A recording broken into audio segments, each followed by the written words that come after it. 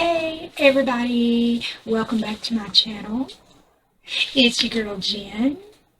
Hope you guys are having a wonderful October. Um, so today we have a special sexy girl on our Sexy Sunday. Um, so if you saw the caption, you don't know who Llorona is, we are going to dive right into her. So let's start with just a little bit about what La Llorona actually is. I mean, just in case some of you may not know, because it was from the Latin or Spanish side that I found this. La Llorona is known as the Weeping Woman or the Wailer in some cases. And this is a Hispanic American, it's a vengeful ghost. And this ghost is said to roam waterfront areas. And she is doing this to mourn her children, y'all. And this urban legend is well known throughout Mexico and other Latin American countries. And the story has been around since the conquistadors. And it is traditionally told throughout Central Mexico, Central America, and Northern South America. So let's just dive into where this got started, really. La Llorona was born to a poor family in a humble village. Her family had christened her Maria, and it was said that her beauty captured the attention of all the men of the village. Even though she was strikingly beautiful, she was also a caring girl full of life. And, I think those Spanish American girls, they're so beautiful with their big brown eyes and their dark hair, and their dark skin. They're just so pretty. So this one very poor, beautiful girl, she caught the attention of a wealthy man. And y'all, this man, at first, he lavished her with attention and gifts. And now, like most people, the rich don't want you associating with, the poorer side. Okay, so this man's family, they did not agree with the marriage. They didn't want Maria and this wealthy man to be together. So the two of them, they went off together to build their own life, and the man turned away from his family for her. And the couple had a happy few years together. And during the time that they were the happiest, they had two children. They were born to this wealthy man and Maria. And y'all, I tried to find the man's name, but I could not find it anywhere. I couldn't find, any actual names of Maria or the man or, even the village. But I did try. But I guess that's really irrelevant anyway. So, as the years went by, the rich man grew tired of Maria, and he missed his old lifestyle of alcohol and womanizing. And you know the kind.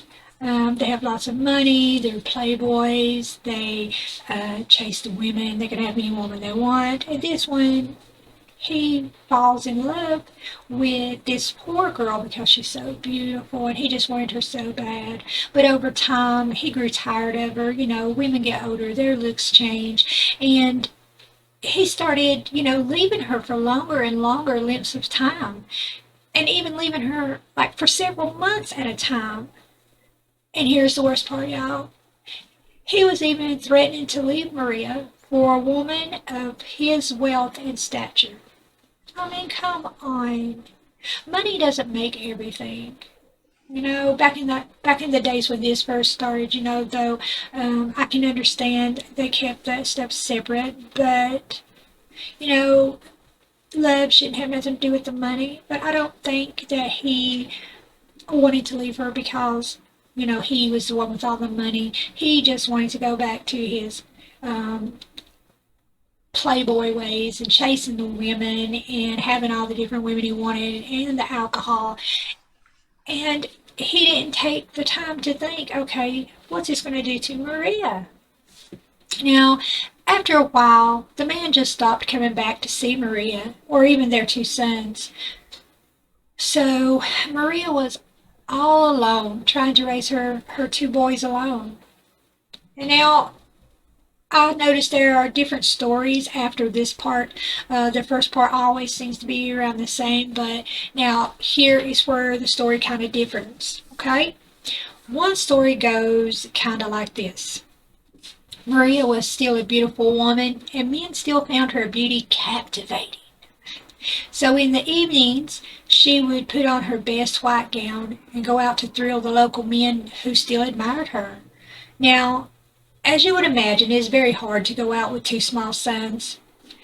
I mean, we got plenty of single parents. Y'all know how hard it is to get a date. And if you do get a date, once you tell them, hey, I got two kids, they're going to bail. So, anyways, Maria, she would often leave these two boys home alone. So then one day, two small boys were discovered drowned in the river.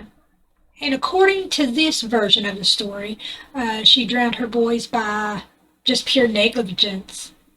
But others say it was by Maria's own hand. But this story I didn't find too much on.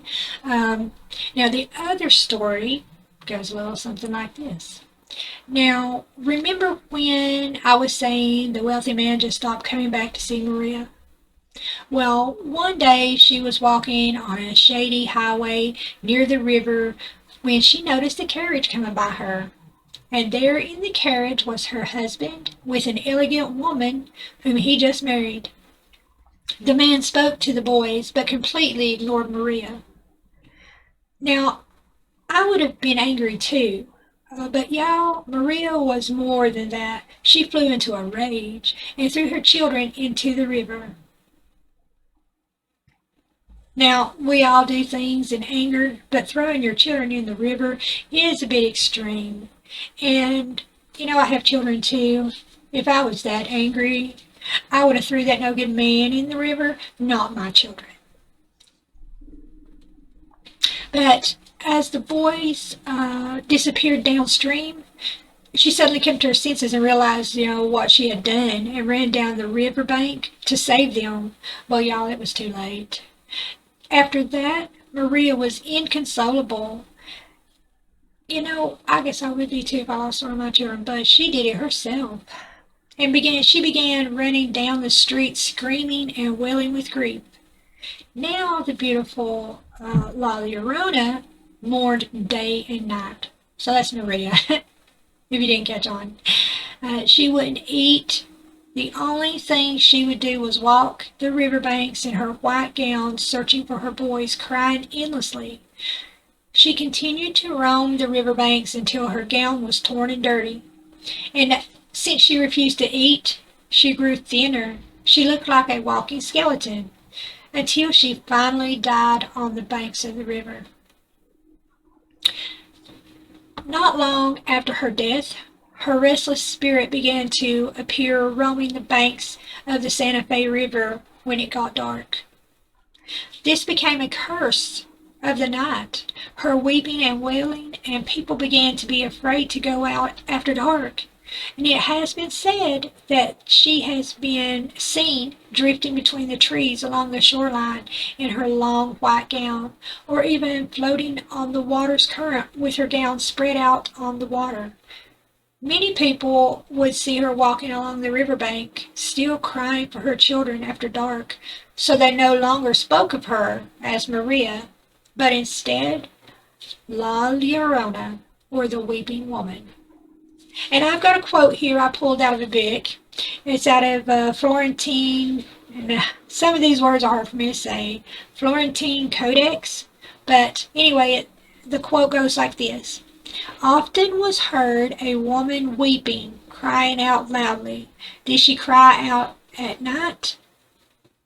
She walked about saying, my beloved sons, now we are about to go. Sometime, she said, my sons, where am I to take you? unquote. And that was supposedly, from people who actually heard her. Now, even though the legends vary, the common thread to them all is that this spirit will act without mercy or hesitation. Some say she does not discriminate, but in most legends, it is mostly children that will be snatched and then taken to a watery grave. So it is possible that this legend was told not only to keep children in after dark, but to keep them away from, dangerous water as well. I mean, they could be telling the children that to keep them away from deep water when they can't swim, or rapid running rivers, or it could just be to keep them close to them, to keep anything from happening to them, especially after dark. Now, she has been seen along many rivers across the entire Southwest, and the legend has become a part of Hispanic culture.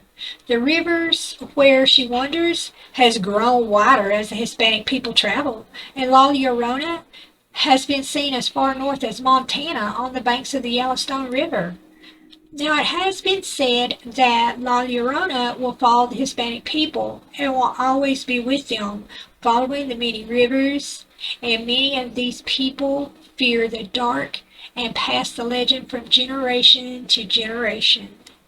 Now, to me, it makes sense that as the Hispanic people migrate from, Mexico and the Southwest Western America, then the rivers, that if this spirit does stick to the rivers and this spirit has tried to locate her children without being able to locate them in that area, that this spirit may follow the rivers up and may very well end up in Montana or even farther, even into Canada. But I wanted to tell you guys this story because, this is, a channel that's devoted mostly to women's side of things, women's perspective of things. And La Llorona is like the original big sinner, like Eve, because she drowned her children. And so now she has to walk the earth forever searching for them. So that's my story on La Llorona. It's not as long as, some of the stories you can find on her. There are videos and such that you can find on this spirit. And I saw even today that in Mexico City they have something happened, and the guys that were out late at night could hear a cry, and they were very upset about it and very nervous. So this legend is deeply rooted in their culture. So, hey, if I have any Hispanic viewers, drop me a line in the comments down below. Tell me what you think of La Llorona, if you believe it's a true thing or if it's not. And, well, thank you guys for watching me. And next time, we'll do something else. If it's October is over, we'll go back to our normal Sexy Sunday style. And, hey, help your girl out. She works hard at this. Hit that like and subscribe if you haven't. And then everybody's happy. I'm happy. So until next time, bye.